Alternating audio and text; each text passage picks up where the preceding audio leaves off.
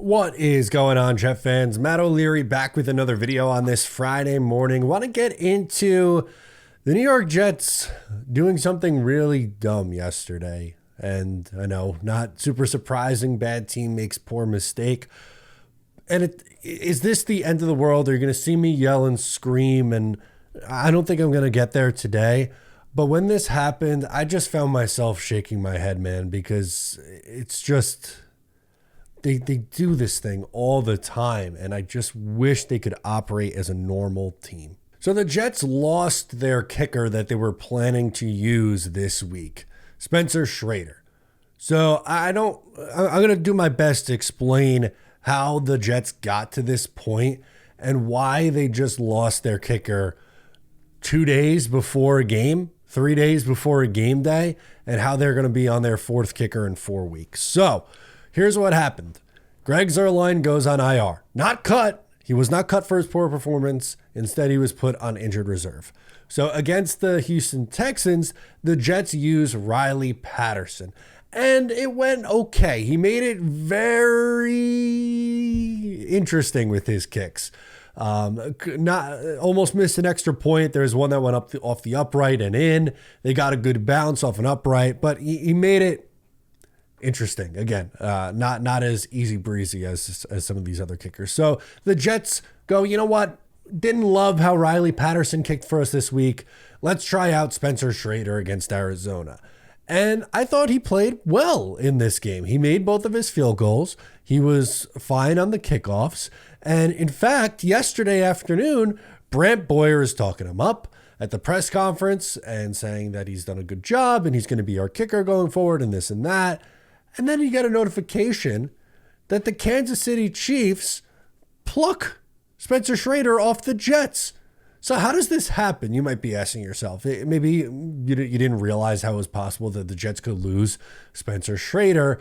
And allow me to explain. So last week, Spencer Schrader was on the Jets practice squad. And last week, what they did for the game is they only elevated him from the practice squad. They never signed him to a new deal. So you would have to sign him to the active roster. That's not what they did. They only elevated him from the practice squad. So they elevate him from the practice squad. He kicks, and then this week goes back to the practice squad. The plan was to elevate him again from the practice squad for this Sunday. So essentially the Jets weren't rostering a kicker technically speaking. So the Kansas City Chiefs, they get an injury to Harrison Butker. They suddenly need a kicker. They go, hey, that guy kicked for the Jets last week. It looked pretty good. He's on their practice squad. Let's pick him up. Fellas, I want to talk to you about today's sponsor, Lofi. Best nicotine pouches on the market. If you are a nicotine user and haven't started using nicotine yet, make the switch. It helped me get off the habit of dipping tobacco and still keep a better alternative option for my nicotine habits. My two favorite flavors, the wintergreen and the mint. The cinnamon's also an underrated one. I've been getting in on the cinnamon. When I feel a midday slump coming on is usually when I like to toss one in. So let's level up your nicotine routine with Lofi. Make sure to go to lucy.co/O'Leary and use my promo code O'Leary to get 20% off your first order. Lofi has a 30-day refund policy, so if you change your mind, you don't like it for whatever reason, you can get your money back.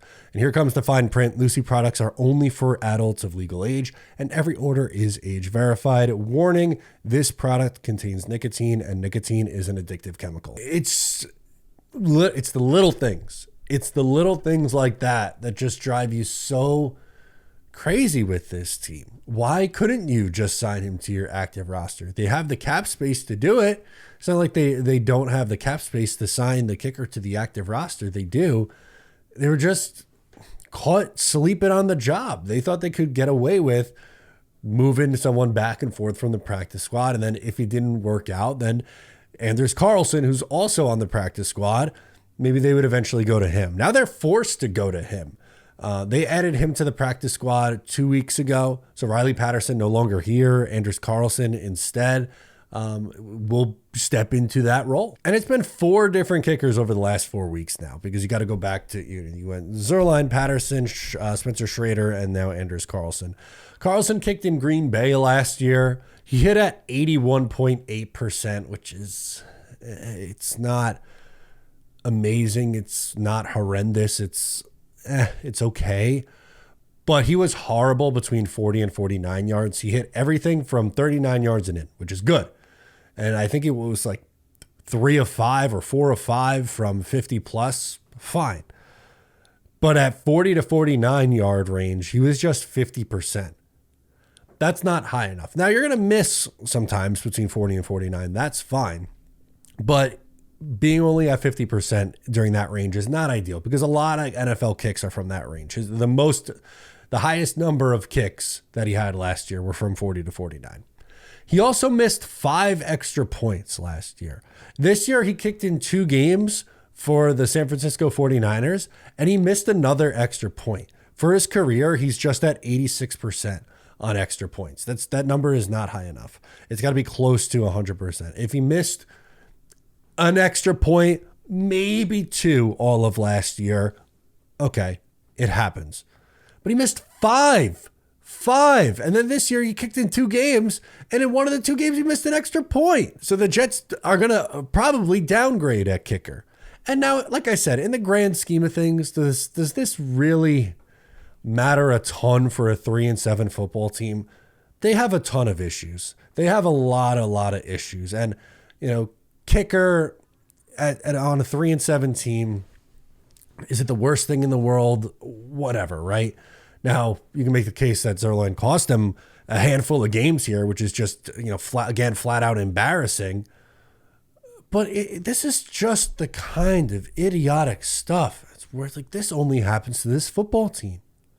Why is it that the Jets lost their kicker, who they were planning on playing again, have their special teams coach talking about, yeah, this guy did a great job for kicking. I'm excited for us to, have him out there again, this or that.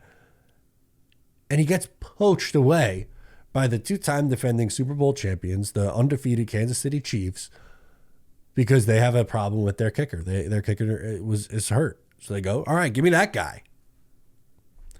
It just shows that Joe Douglas already has 1 foot out the door. That, to me, is what it shows. His press conference a couple of weeks ago, I hated.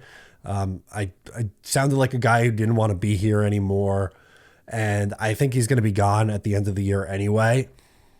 I know Woody Johnson stepped in, which is a whole conversation for another day, where he fired Robert Saleh over him. He traded for Devontae Adams. He got Hassan Reddick in here and signed. And I don't know. To me, this is like Joe Douglas. He's been quiet. He quiet quit this year.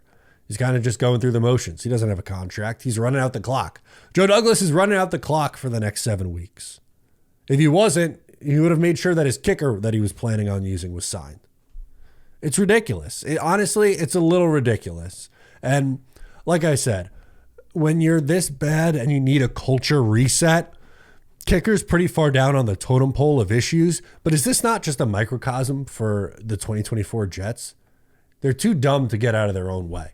That's the story of this team. They are too dumb and incapable to just get out of their own way. That's the 2024 Jets. Guys, let me know your thoughts in the comments. I'm Matt O'Leary. I'll catch you next time.